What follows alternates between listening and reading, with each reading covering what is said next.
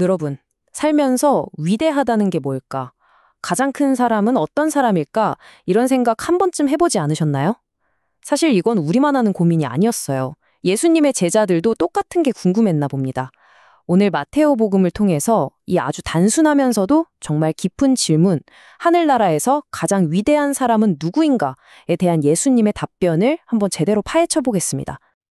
자, 모든 이야기는 바로 이 한마디에서 시작됩니다.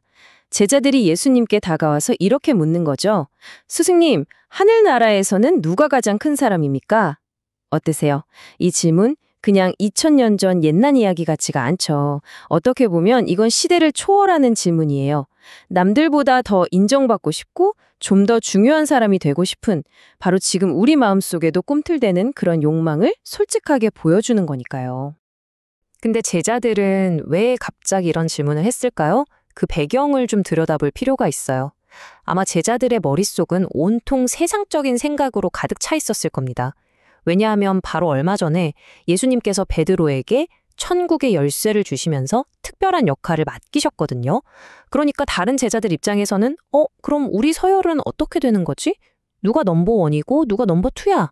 이런 아주 인간적인 권력과 지위에 대한 궁금증이 생겼던 거죠. 이게 바로 제자들이 생각했던 세상의 방식과 예수님께서 가르치시려는 하늘나라의 방식이 어떻게 다른지를 보여주는 건데요. 왼쪽을 보세요.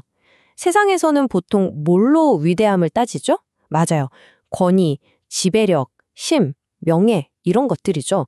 제자들도 바로 이런 걸 기대했을 겁니다. 그런데 오른쪽, 하늘나라의 쥐주는 텅 비어 있어요. 물음표만 있죠. 과연 예수님은 이 빈칸을 무엇으로 채우실까요? 아마 여러분의 상상은 완전히 뒤엎을 겁니다. 자, 예수님의 답변은 말이 아니었습니다. 행동이었죠. 정말 충격적인 행동이요. 예수님은 가장 위대한 사람은 베드로다 라거나 리더가 되려면 이런 자질이 필요하다 이렇게 말씀하지 않으셨어요. 대신에 어린아이 하나를 부르셔서 제자들 한가운데에 딱 세우십니다. 이 장면 상상이 되시나요? 이 아이 자체가 제자들의 질문에 대한 살아있는 정답이었던 겁니다. 그리고는 이렇게 말씀하시죠. 진실로 너희에게 말한다. 너희가 회개하여 어린이처럼 되지 않으면 결코 하늘나라에 들어가지 못한다. 와, 이건 그냥 위대해지는 법을 알려주시는 수준이 아니에요. 아예 하늘나라에 들어갈 수 있는 입장권에 대한 이야기입니다. 여기서 핵심 단어는 회개하여예요. 이건 그냥 내가 잘못했구나 하고 후회하는 정도가 아닙니다. 생각의 방향, 가치관 자체를 완전히 180도 돌리는 거예요. 지금까지 너희가 옳다고 믿었던 그 세상의 기준을 싹 다 버리고 이제 내가 보여주는 새로운 기준을 따르라는 거죠. 그 새로운 기준이 바로 어린이처럼 되는 것이고요. 자, 그럼 어린이처럼 된다는 게 도대체 무슨 뜻일까요? 그냥 철없이 굴라는 말은 아닐 거 아니에요, 그쵸? 여기에는 우리가 반드시 알아야 할 아주 중요한 영적인 태도가 담겨 있습니다. 지금부터 그게 뭔지 한번 자세히 들여다보죠. 예수님께서 말씀하신 어린이 같음은 크게 세 가지 특징으로 볼 수 있어요. 첫째는 순수함과 단순함이에요. 어른들처럼 이것저것 계산하고 재는 마음, 나쁜 생각 같은 걸 버리는 거죠. 둘째는 겸손함. 사실 어린아이들은 자기가 잘났다고 뽐내거나 교만하지 않잖아요. 누구를 해칠 생각도 없고요. 바로 그 마음입니다. 그리고 마지막, 이게 정말 중요한데요. 바로 순종적인 태도예요. 아이들이 부모를 그냥 100% 믿고 의지하는 것처럼 우리도 하느님께 모든 걸 맡기고 그분의 뜻에 기꺼이 따르는 자세를 말하는 겁니다. 드디어 제자들이 던졌던 바로 그 질문, 누가 가장 큰 사람이냐에 대한 명확한 답이 나옵니다. 그러므로 누구든지 이 어린이처럼 자신을 낮추는 이가 하늘나라에서 가장 큰 사람이다. 바로 이거였어요. 위대해지는 방법은 더 높아지는 게 아니라 거꾸로 더 낮아지는 것이었습니다. 남을 밟고 올라서는 게 아니라 스스로를 낮추는 사람이 가장 위대하다니.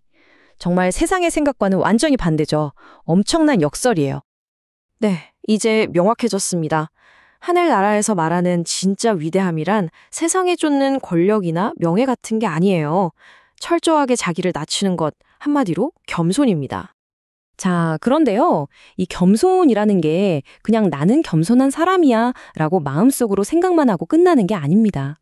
예수님은 이 마음가짐이 반드시 구체적인 행동으로 이어져야 한다고 말씀하세요. 우리 삶 속에서 우리가 속한 공동체 안에서 실제로 보여야 한다는 거죠. 그럼 어떻게 보여줄 수 있을까요? 바로 가장 작은 이들을 섬기는 것을 통해서입니다. 예수님은 아주 구체적인 실천 방법을 알려주십니다.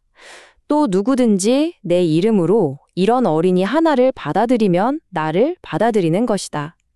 겸손을 어떻게 실천하냐고요? 바로 내 이름으로 이런 어린이 하나를 받아들이는 것입니다. 이게 바로 하늘나라의 위대함을 우리 삶에서 직접 살아내는 길이라는 거죠. 그럼 여기서 말하는 이런 어린이 하나는 누굴까요?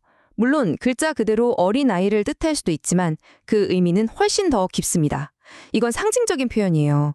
우리 공동체 안에서 가장 힘없고 약한 사람들, 쉽게 무시당하고 세상의 기준으로 봤을 때는 별 볼 일 없어 보이는 사람들, 바로 그들을 가리키는 겁니다. 그리고 바로 이 지점이 이 가르침 전체에서 가장 놀랍고도 중요한 부분입니다. 우리가 우리 주변의 가장 작은 사람, 가장 보잘것없는 사람 한 명을 받아들이고 돌보는 그 행동이 놀랍게도 예수님 바로 그분을 받아들이는 것과 똑같다는 거예요. 와, 정말 엄청난 말이죠. 우리의 아주 작은 선행 하나가 얼마나 거룩하고 중요한 의미를 갖게 되는지를 보여주는 겁니다. 그러니까 결국 제자들이 해야 할 일은 누가 더 높냐며 서로 경쟁하는 게 아니었던 거죠. 그들의 진짜 사명, 그들이 가져야 할 참된 사목적 태도는 다른 게 아니었습니다. 바로 공동체 안에서 가장 약한 사람들을 돌보고 지켜주는 것이었어요. 진정한 리더십은 군림하는 게 아니라 섬기는 데 있었던 겁니다. 자, 그럼 지금까지의 내용을 한번 정리해 볼까요? 제자들의 질문으로 시작해서 예수님의 정말 파격적인 답변, 그리고 그걸 어떻게 실천해야 하는지까지 쭉 살펴봤는데요. 이 모든 이야기를 하나로 꿰뚫는 핵심 단어가 있다면 그건 바로 위대함의 역설일 겁니다. 다시 한번 정리해 볼게요.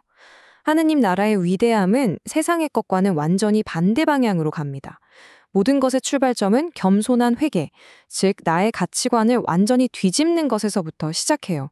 그렇게 될 때 우리는 비로소 어린아이 같은 순수함을 얻게 되고요. 그리고 이 순수함은 반드시 행동으로 증명됩니다. 어떻게? 바로 내 주변의 가장 작은 이들을 받아들이는 모습으로요. 하느님께서 보시기에는 바로 그런 사람이 이 세상에서 가장 위대한 사람이라는 겁니다. 자, 이제 이 가르침을 우리 각자의 삶으로 가져와 볼 시간입니다. 오늘 여러분의 삶 속에서 여러분의 가정이나 직장, 공동체 안에서 예수님의 이름으로 받아들여야 할 그 작은 이 혹시 누구인가요? 어쩌면 우리가 외면하고 있었던 바로 그 사람일지도 모릅니다. 이 질문에 스스로 답을 찾아보는 것, 그것이 바로 오늘 우리가 함께 나눈 하늘나라의 위대함으로 나아가는 진짜 첫걸음이 될 겁니다.